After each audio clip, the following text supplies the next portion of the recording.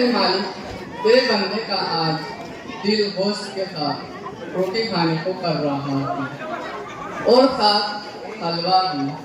तेरे खजानों में कोई कमी नहीं है मेरे मालिक, कोई इंतजाम कर दे। तू तमाम जहानों का पालने वाला है, तेरे खजानों में कोई कमी नहीं है मेरे मालिक, कोई इंतजाम कर दे मालिक, कोई इंतजाम कर दे मालिक। मुझे सुनाने की कोशिश कर रहा है, ये सब कुछ इसको मैं लाकर खिला दूं। दरा में बात कही का खिलाने वाला तो है भी नहीं इसको। बैठा रहे इधर ही।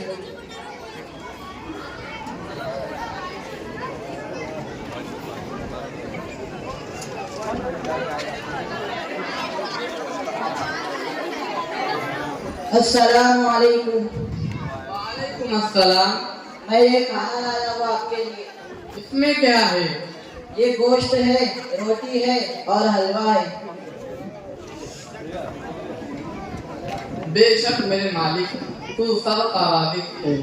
मैं तेरा जितना शुक्र अदा करूँ उतना कम है।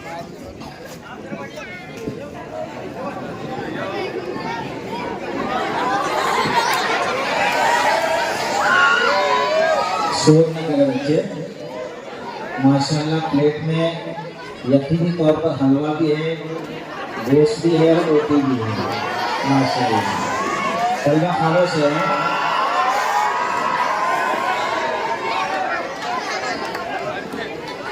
इस मुकाबले के अंदर किरदार आपको ये बतलाने की कोशिश कर रहा है। अल्लाह तुम्हें बहुत दे।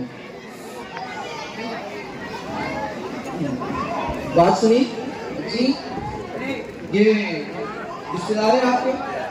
नहीं, मतलब आप वैसे ही जानते हो इनको? नहीं।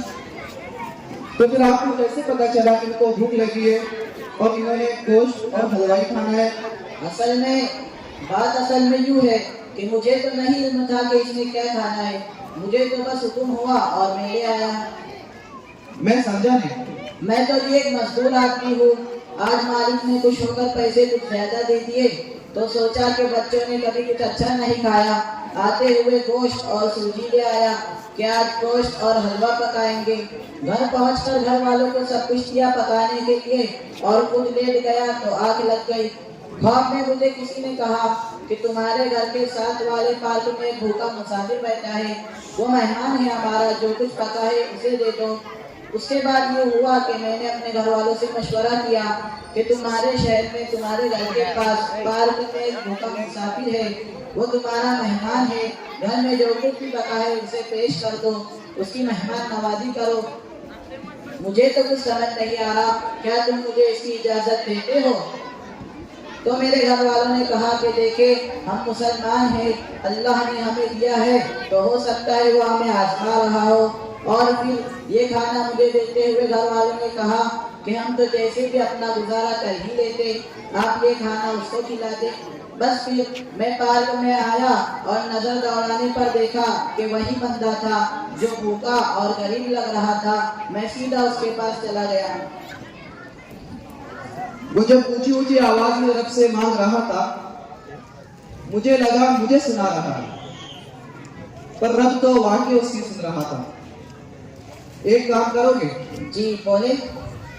इस खाने को तैयार करने में आपका जितना भी खर्च आया हो मुझसे ले लो, मुझे भी इस नेकी में शामिल कर लो। नहीं साहब जी, ये तो तौफीक की बात है। देखो, मैं तुम्हें डबल दे सकता हूँ। साहब जी, नेकी का सौदा नहीं हो सकता। देखो, नेकी मिलजुल कर भी तो की जा सकती है। इसके लिए मैं तुम्हें 50,000 का चेक देने को तैयार हूँ।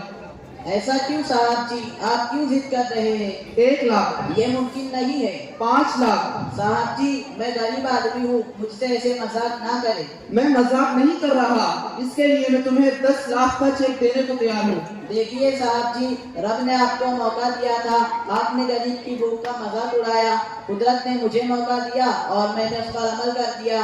आप अपना मौका खो चुके हैं। मैं ब्लैंक चेक देता हूँ। देखे साहब जी, मुझ गरीब के पास ये नेकी ही तो है, आप उसे भी खरीद लेना चाहते हैं। बस अब आप मुझे पूरी कायनात के खजाने दिलाकर देना, तो भी मैं ये नेकी आपको नहीं दे सकता। मुझे जाने दे साहब जी, मेरे घर वाले इंतजार कर रहे हैं।